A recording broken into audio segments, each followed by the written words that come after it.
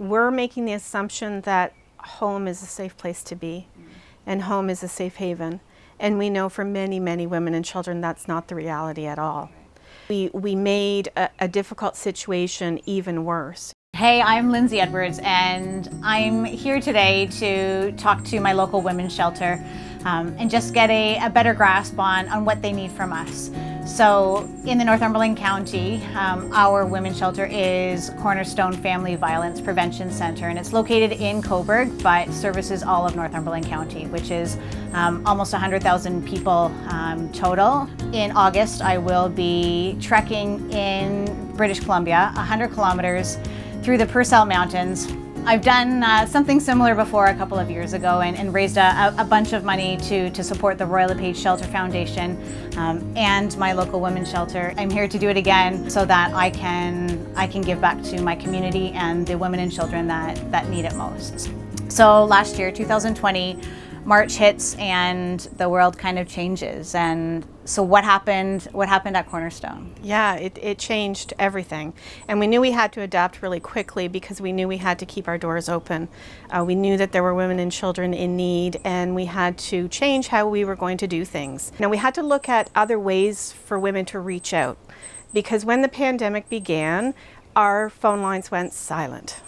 And they went silent across Canada. That's scary. It was very scary. It was very unnerving because we knew that women were still being abused. And in fact, we knew that, isolation and quarantine was a perfect storm to only increase violence, right, because women were incredibly isolated. Women were calling our phone line and saying, I really want to leave. It's not safe for me, but I can't leave, because the Prime Minister told me to go home and stay home, and they thought they would be breaking the law by leaving their home. So we did as much as we could in terms of putting out the message that that's not true. Right. We did a lot of messaging of we're still here, our doors are still open, because a lot of social services did have to close their doors. Right. We didn't, but there's still a need. There's a great need out there. And there's a lot of uncertainty of what that's going to look like, and it's critically important that we're ready for that flood of service. So things that you're doing, Lindsay, and other people in our community is just more and more important, and we really appreciate everything that you do and so many generous people in our community. So the construction that's going on currently, it'll keep the same number of beds in the shelter?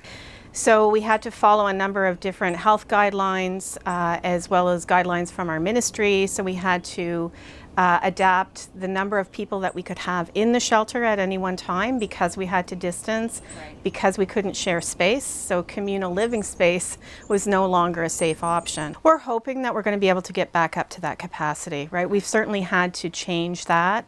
But we're adding bathrooms and we're reconfiguring some of our common living space, right, in order to allow those numbers to come up again safely, obviously. So like looking at budgeting, kind of year over year, are you projecting budgeting to have to continue to go up because of all of the changes and the continual changes that you're seeing? Yeah, I think it's really unknown, right? Because moving forward, our country, our province has put out a lot of dollars in order to aid people, which is critically important, right?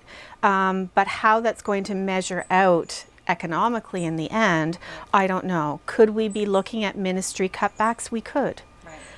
Mm-hmm. But the unknowns just mean that third-party fundraising and fundraising in general just becomes more and more important because we need to ensure that Cornerstone is around for generations to come. Absolutely. Yeah. I think you've got the right community, certainly sure, in Cobourg and Northumberland County to rally around you and support you in doing that. We sure do. So thank you again for doing this, for meeting with me, and I'm really thankful that we have Cornerstone in our community, that I'm aligned with Royal LePage and the Shelter Foundation, and why I do what I do. I give back because I can, and I believe in who I give to. So if you'd like to follow along, and I would love to have you, visit shelterwithlinz.ca. All of the information about my trek and a way for you to sponsor me which in turn sponsors and supports Cornerstone.